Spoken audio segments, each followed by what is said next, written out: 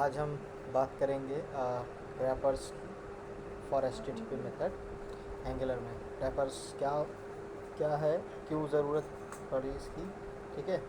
तो अभी सबसे पहले लास्ट हमारी वीडियो में हम लोगों ने सीखा था कैसे हम इंटरसेप्टर्स पे काम कर सकते हैं, ठीक है, और इस तरह से सर्विस कैसे हिट कर सकते हैं, ठीक है। तो आज भी हम उसी से रिलेटेड कंटिन्यू करेंगे। सबसे पहले एक डमी डेटा API गूगल पे सर्च करेंगे तो ये जो सेकंड लिंक आ रहा है यहाँ पे आपको बहुत सारी APIs मिल जाएंगी फ्री, ठीक है। सपोज़ ये गेट की है, ये पोस्ट की है, पुट की है, तो हम इनको अपने मेथड में कॉल कर लेते हैं, इनके लिए मेथड बना लेते हैं, ठीक है। तो सबसे पहले है API/users, ओके। तो क्योंकि हमारा बेस URL इन्वायरमेंट में डिफाइंड है, हम बस यही करते हैं API/users। ये पहला है to get the data and to post the data we have to define post method and the same route। आपको पता होगा कि सेम रूट पे 4 या 5 जो भी पॉसिबल मेथड होते हैं उन सब की APIs बन सकती है, ठीक है। और यहाँ पे हम मान लेते हैं डेटा को एक्सपेक्ट करते हैं जहाँ से ये फंक्शन एक्टिवेट कराया जाएगा, ओके। सो इस तरह से हम अपनी HTTP सर्विस हेड कराते हैं। और कंपोनेंट में एक फंक्शन था गेट डेटा फ्रॉम API, ठीक है। इसी तरह से एक फंक्शन बनाते हैं पोस्ट डेटा टू सर्वर, जो हमारा कोई भी जेसन ऑब्जेक्ट सर्वर पे ले जाएगा। सपोज हम यहाँ पे एक ऑब्जेक्ट बना लेते हैं, let data to send equals to. अब इनकी API दो चीज़ एक्सपेक्ट करी है, नेम एंड जॉन। तो नेम में Alex, job worker, okay. So ये हमारा एक बेसिकली जेसन ऑब्जेक्ट बन गया जिसको हम API के थ्रू सर्वर पे हिट कराएंगे।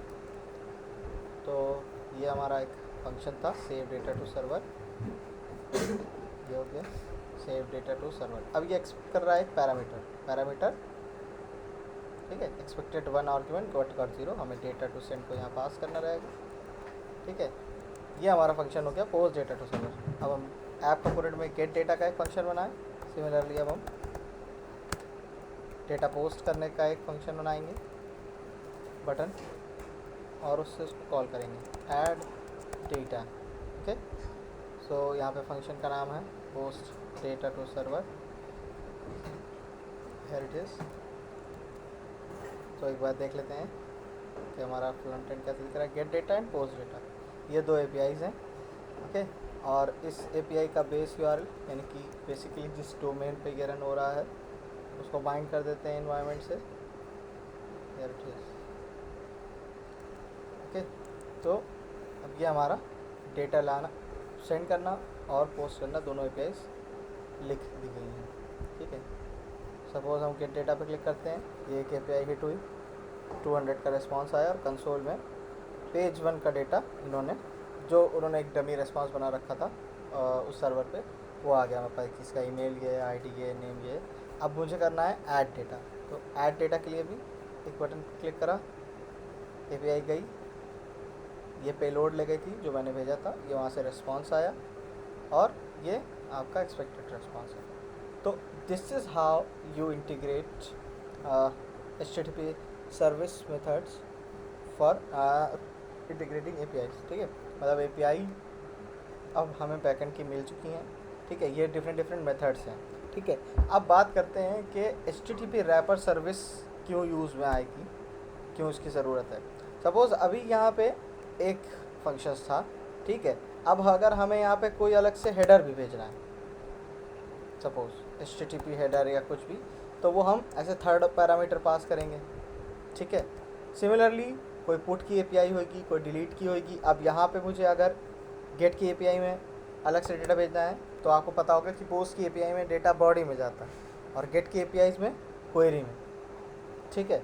तो अलग अलग मेथड होते चले जाएंगे। तो n नंबर ऑफ अगर मेथड्स हैं, n नंबर ऑफ API आपने इंटीग्रेट करी है, तो आपको हर API के लिए इसी तरह से काम करना पड़ेगा कि ऑप्शन में हेडर पास करना है या कस्टम हेडर सेट करने हैं, जो भी चीज़ें, ठीक है। फिर एक सबसे बड़ी प्रॉब्लम आती है जब आप इस रिस्पॉन्स को किसी वेरिएबल में डाल के जब आप फ्रंट एंड पे प्रिंट कराते हैं, सपोज यहाँ पे मैं वेरिएबल ले लेता हूँ माई array, okay, now just like this, और हम इसके रिस्पॉन्स को, जो रिस्पॉन्स में डेटा आया है, इसको हम इस वेरिएबल में बाइंड कर लेते हैं, this dot my array is equals to this dot data, okay. Just a second,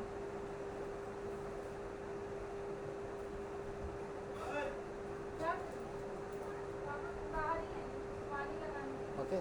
सो अब आप यहाँ पे देख रहे हैं, ये कह रहा है कि property data does not exist on type object, क्योंकि ये उसको फर्दर इटरेट ही नहीं कर पा रहा, उसको नहीं पता है कि रिस्पॉन्स में क्या कीज़ हैं, ठीक है। तो एक तो काम ये हो सकता है हम इसको एनी लिखें, एनी का मतलब अब हमने इसका टाइप डिफाइन कर दिया, इसमें किसी तरह का भी डेटा आ सकता है, तो फर्दर इटरेशन पॉसिबल है, ठीक है।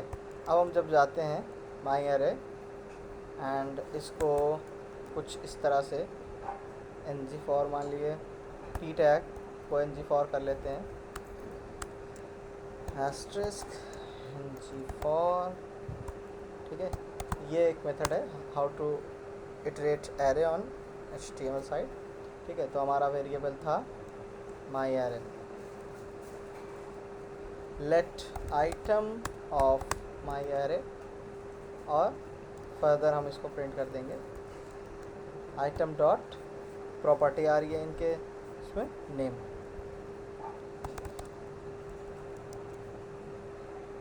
ओके। अब हम गेट डेटा करेंगे, इसे पेज से प्रिंट कर दिया, ओके।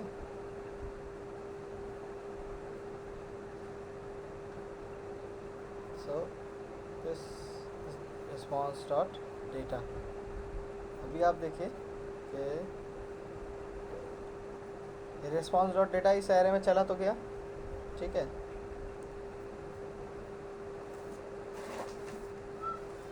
यहाँ पे फर्स्ट नेम है, हमें फर्स्ट नेम को क्रिएट करना है, so as you can see that is George Janet, तो ये हमारा डेटा डिस्प्ले हो गया, ठीक है। बट अब जो क्वेश्चन आता है कि हम जितनी एपीआई लिखेंगे सबका रिस्पॉन्स एनी डिफाइन करेंगे, या हर एक एपीआई में अगर हमें डिफरेंट डिफरेंट डेटा भेजना है तो वो कितनी बार और कितना फीजिबल होगा, तो इसके लिए हम बनाते हैं एक रैपर सर्विस, ठीक है।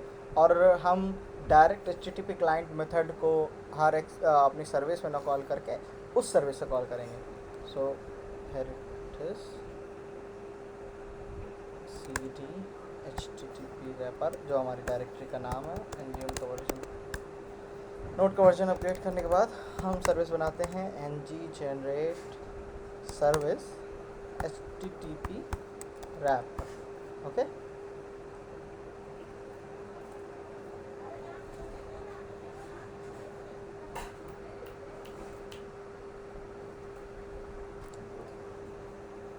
HTTP रैपर सर्विस बनाई। अब हम क्या करेंगे, ये बेसिक रैपर सर्विस आ गई, ठीक है। हम यहाँ से कुछ डिपेंडेंसीज को कॉपी करते हैं, ठीक है, जो HTTP client observable map catcher thrower and throw, ठीक है। तो ये 4 हमारी डिपेंडेंसीज थी। फिर फर्दर HTTP क्लाइंट को जैसे हम इस सर्विस में इंपोर्ट कर लेते हैं एज अ कंस्ट्रक्टर में, इसी तरह से यहाँ इसको इंपोर्ट कर लेते हैं इसकी डिपेंडेंसी को। अब ये हमारे कुछ प्रीडिफाइंड मेथड्स हैं, ठीक है। तो हम लोगों ने मैंने ये फंक्शन बना रखे हैं गेट ऑल बेसिकली, जिसमें सारा डेटा होगा, this dot HTTP dot gate, जो URL इस फंक्शन को कॉल करेगा। अब इसने क्या करा, पाइप लगा के रिस्पॉन्स को मैप कर दिया, तो वो जो हम लोग एनी वाली चीज़ लिखते थे अब वो पॉइंट ख़त्म हो गया, ठीक है। सिमिलरली गेट URL डेटा, अगर आपको अलग से कुछ भेजना है तो ये उसको पैराम्स में करके भेजेगा, तो वो जो क्वेरी वाला पार्ट हम लोग को लिखना था हर API में वो यहाँ कॉमन हो गया। ऑप्शंस में अगर आपको कोई हेडर या रिस्पॉन्स टाइप चेंज कराना है, similarly for post, for patch, for put, for delete and for getting file data. Sometimes हम लोग को एक फ़ाइल चाहिए रहती है कई बार एक्सपोर्ट कराने, या उस पार्ट में। तो ये जो भी बेस्ट पॉसिबल मेथड थे मैंने उन सब के रैपर बना दिए। ओके, सो अब रैपर से क्या काम होगा कि हमारा कोड, हमारा जो HTTP क्लाइंट मेथड है ये हर एक API के लिए कॉमन हो जाएगा कि हमें बस रूट पास करना है, पैरामीटर रूट पैरामीटर। ओके, तो अभी हम यहाँ क्या कर रहे थे, अभी हम गेट कर रहे थे HTTP क्लाइंट को। अब हम HTTP क्लाइंट को ना गेट करके अब हम HTTP रैपर सर्विस को कॉल करेंगे। ओके, तो ये यहाँ पे आ गया। अब रैपर सर्विस को हम ऐप मॉड्यूल में इंक्लूड कर लेते हैं।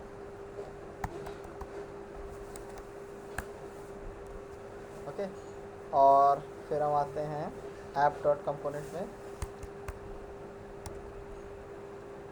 नाउ यू कैन सी वो एरर जो पहले आ रही थी बिना एनी लगाए वो चली गई। ठीक है, अब हम फिर से चलते हैं अपने कोड की तरफ। गेट डेटा, डेटा आया, डेटा प्रिंट। तो कोड में कोई चेंज नहीं हुआ, बस हमने उसको कॉल करने का तरीका बदल दिया, एक रैपर अपडेट कर दिया। ठीक है, सो दैट ये जो चेंजेस थे to map the response, okay, to send the parameter, ये अब यूनिफॉर्म हो गए एक फाइल में। आप n number of service function लिख सकते हैं जो पे एडिशनल पैरामीटर पास करने होंगे, सब एक ही फॉर्मेट में रहेंगे, तो ये कन्फ्यूजन भी अवॉइड रहेगा। ठीक है, और अगर आपको रिस्पॉन्स में कुछ चेंज करना है किसी पर्टिकुलर API के या किसी पर्टिकुलर मेथड में, तो आप डायरेक्टली यहाँ पे परफॉर्म कर सकते हैं। उसके लिए आपको रिपीटेटिव कोड नहीं लिखना होगा। ओके, सो हमारी जर्नी जो कुछ इस तरह से शुरू हुई थी कि आप कंपोनेंट में हमने एक फंक्शन बनाया, एक सर्विस बना के उसको कॉल किया, उस सर्विस से जो हमारी रैपर सर्विस का फंक्शन था उसको कॉल किया। Here it is.